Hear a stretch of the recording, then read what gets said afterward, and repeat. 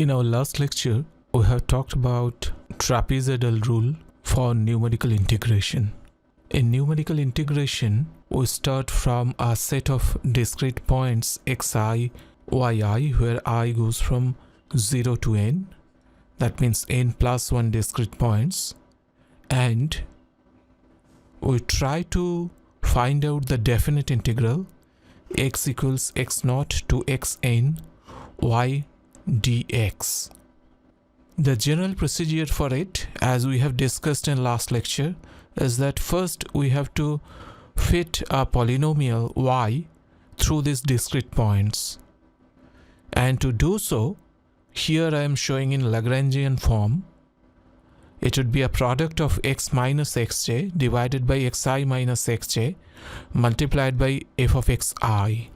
Once we fit the polynomial, we can now use that polynomial equation to derive that integral y dx. When I apply this x0 and xn to limits, I get an expression of the form of wi f of xi. These wi's are essentially the integration of this x minus xj, xi minus xj product of them, and once I apply the limit x0 to xn, it will become some sort of a real number. It's a constant. So essentially at the end, the integration is pretty much a linear combination of f of xi, where this f of xi is known here through this yi. This general idea that we have applied in trapezoidal rule is still applicable for Simpson's rule. The only difference here that you will see is that this weight wi will be different in Simpson's rule as compared to the trapezoidal rule. And in fact, in most numerical scheme, we will look for different types of weights so that we can reduce the error in numerical integration. So let's see how we do so in Simpson's 1/3 rule. Let us say I have a function here y equals f of x, and I have selected 2 points x0 y0 to x1 y1, and you remember that we can find this integral. This is a definite integral going from x equals x0 to x equals x1, and I am integrating y, which is a function of x. And the general approach, of course, to fit a polynomial and then integrate. To fit a polynomial, we use this Lagrangian form LIFXI, and then once we integrate, we get the form of this summation I equals 0 to n wi fxi, as we have just discussed. So the point now becomes that how do we fit this polynomial? And you have seen that the simplest case of fitting this polynomial is a linear fit. When we do a linear fit, the corresponding integration rule that we have developed in our last lecture is known as trapezoidal rule. We use this term trapezoidal because in linear fit, as I fit this using a straight line, the integration becomes area of this trapezium. Because of this trapezium shape, the rule is known as trapezoidal rule. You can see here clearly this integration y dx x0 to x1 is x1 minus x0 by 2 multiplied by y0 plus y1. This is essentially area of this trapezium over here.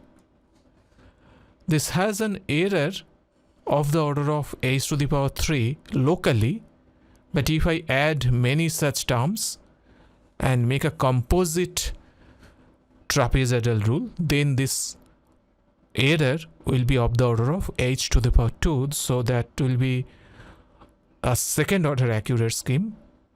Locally, this is a third order accurate scheme. Now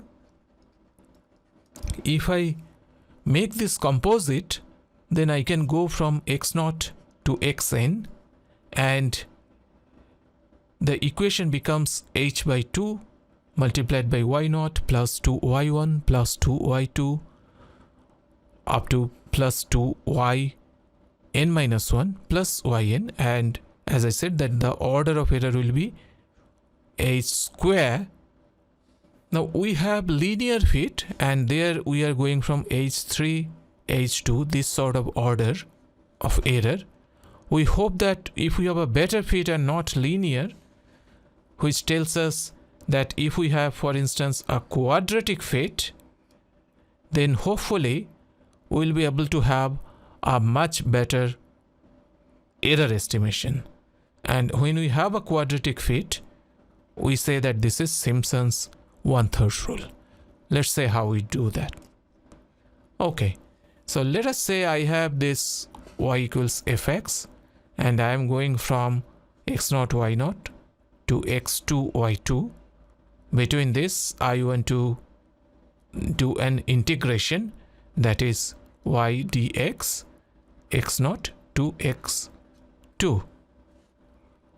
If I use trapezoidal rule, then I fit this straight line between these 2 points, and then I try to find out the area of this trapezium here. That should be, the area should be equal to our estimated integral. When we do so, of course, you can say that I miss out a lot of space here. This much I am missing out, so I have lots of error now. I want to reduce the error. To reduce the error, I want to fit a higher degree polynomial. To fit a higher degree polynomial, we need more points. So let us say that I know another point x1, y1 between this x0, y0 and x2, y2. And let us say this is my point x1, y1.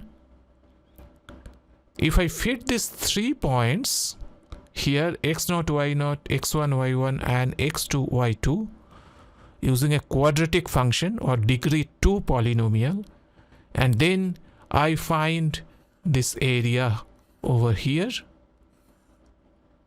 This is not a trapezium, because I can now see that over the trapezium we are also capturing a little more. So we can clearly see that this area will be closer to the original area of the curve, which means that hopefully we'll go closer to the analytical value of the integration. Now let us see that how we'll do so. We once again start from the Lagrangian polynomial interpolation between 3 points. So I have Li f of xi. I goes from 0 to n, and my n here is 2, because I am going from x equal to x0, x equal to x1, x equal to x2, 3 points. So my y will be L0 fx0 plus L1 fx1 plus L2 fx2. Recall that our Li is a product of j equal to 0 to n x minus xj divided by xi minus xj, and j cannot be equal to I. With this, I see that n in this case is 2, so I replace that by 2. The remaining expression remains just the same. So let us now find L0. So in L0 I have j equals 0 to 2, I equals 0, so I put a 0 here, x0. Since I equals 0, j cannot be 0, so I have j equals 1 and j equals 2. So I will have 2 terms in this product, x minus xj, x0 minus xj, j can be 1 and 2, which means x minus x1, x0 minus x1, x minus x2, x0 minus x2. This product is my L0, which is a function of x. Similarly, L1, here I have j going from 0 to 2, j is not equal to 1, I have x minus xj divided by x1 minus xj. Since j is not equal to 1, j could be either 0 or 2. So I have x minus x naught divided by x1 minus x naught multiplied by x minus x2 multiplied by x1 divided by x1 minus x2. This gives me my L1 and now finally L2. So this is j equal to 0 to 2, j is not equal to I and I here is 2, so j cannot be equal to 2, so j could be either 0 or 1. And I have x minus xj, x2 minus xj, which means I have x minus x naught, x2 minus x naught and x2 minus x1 in the second term. So this gives me my expression of L2. So now I have the equation of y. All I have to do now is to integrate this equation. So now see that this particular equation, if I integrate once again, f x naught comes out of the integration sign. Inside I'll have L naught and dx. Similarly, in second term, f x1, which is a constant, comes out of integration sign. Inside I have L1 dx. Then in third term, f of x2 comes out of integration side, and inside the integral I have L2 dx. Now for simplicity, we assume that this point x1 y1, this x1 is just in the middle of x0 and x2. So if it is so, then I can say x2 minus x1 is same as x1 minus x0, and that is what is our step size now, h. So it's not, although in this figure I am comparing like trapezoidal and Simpson, but in case of trapezoidal the step size will be twice of h. In Simpson this is in between, x1 is just in between, so this is simply half of trapezoidal. Now once we take this, simplify this, because my L0, L1 and L2 are slightly complicated expression, doing the integral is tedious, but once you simplify with these assumptions that x2 minus x1 equals x1 minus x0 equals h, then this integral becomes slightly easier. If you conduct this integral, which the detail I am leaving for your exercise, you will see that the expression will come as h by 3 f of x0 plus 4f x1 plus f of x2. Because of this 1 by 3 terms, we call this Simpson's 1/3 rule.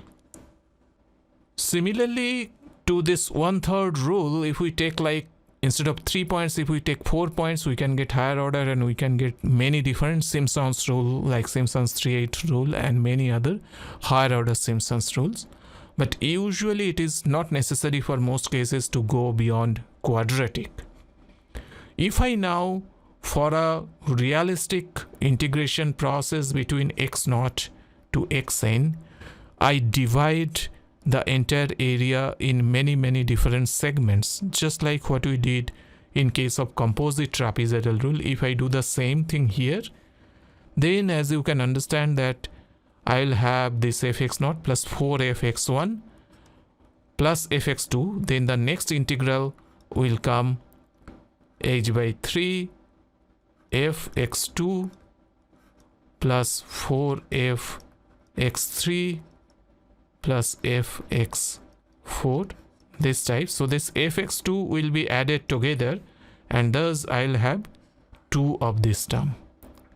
So I have y0 plus 4y1 plus 2y2 plus 4y3 plus 2y4, etc., etc. This is how it will go. And thus at the end, I'll have 4 of yn minus 1 plus y n. I am not going through the detail, but you should be able to show that Simpson's rule is locally, this will be a fifth order accurate scheme, and globally, this is a fourth order accurate scheme. So recall, our trapezoidal rule was locally, it was third, and globally, it was second order. So now you can see that the order of accuracy has increased. The order of accuracy only tells us that how much the error depends on the step size or grid size. If I change the grid size, how fast the error will change. It does not talk about the actual error, so don't be confused over it. If we reduce the step size, then the error in Simpson's rule will drop much faster than the error in trapezoidal rule. Only this much we can say from this idea of order of accuracy. So now if we compare the trapezoidal versus Simpson, and I am writing it in a composite manner because this is the manner we actually use.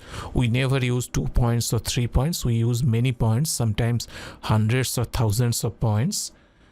And I am writing this here, this is HT, that is the step size in trapezoidal rule. This is the step size in Simpson's rule. And as you can see that they may not be same, so that is why I'm just putting a subscript here. And in trapezoidal rule, when step sizes are same, if they are same, then you can see that in trapezoidal rule the order of accuracy is of h square. Here in Simpson's rule, this is h to the power 4. So this is supposed to be better. We can generalize this idea that given certain point xi, f of xi, the integral of x0 to xn y dx, where y equals f of x, is a linear combination of f of xi's, and these w's are the weight. The general expression like this is known as Newton-Cotes formula, and this Newton-Cotes formula, just like we have seen two examples of this trapezoidal rule and Simpson's 1/3 rule, there could be many, in fact infinitely many different Newton-Cotes formula. The idea is that given certain xi and fxi, I have to figure out certain weight so that I can get the value of the definite integral to my desired level of accuracy. Now, it is generally expected that if we go for higher order polynomial fitting, just like from trapezoidal to Simpson's, we'll probably get more accurate result. The second point is that the grid size or step size that we have taken, which we have taken uniform in our example, but it is not necessary for them to be uniform. It could be non-uniform depending on the situation, depending on the function. It could be made non-uniform.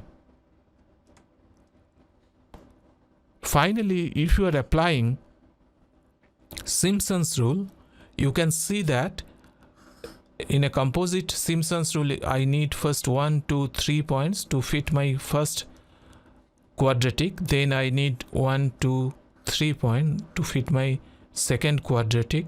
Then I need 1, 2, 3 points to fit my third quadratic. So essentially I can have 1, 2, 3 points, or 1, 2, 3, 4, 5 points, or 1, 2, 3, 4, 5, 6, 7 points, like that. So anytime I want to use Simpson's, I need odd number of data points. If you have even number, then Simpson's 1/3 rule you cannot use. You must have odd numbers. Trapezoidal, of course, does not have any such restriction, any even or odd number. You can still use it.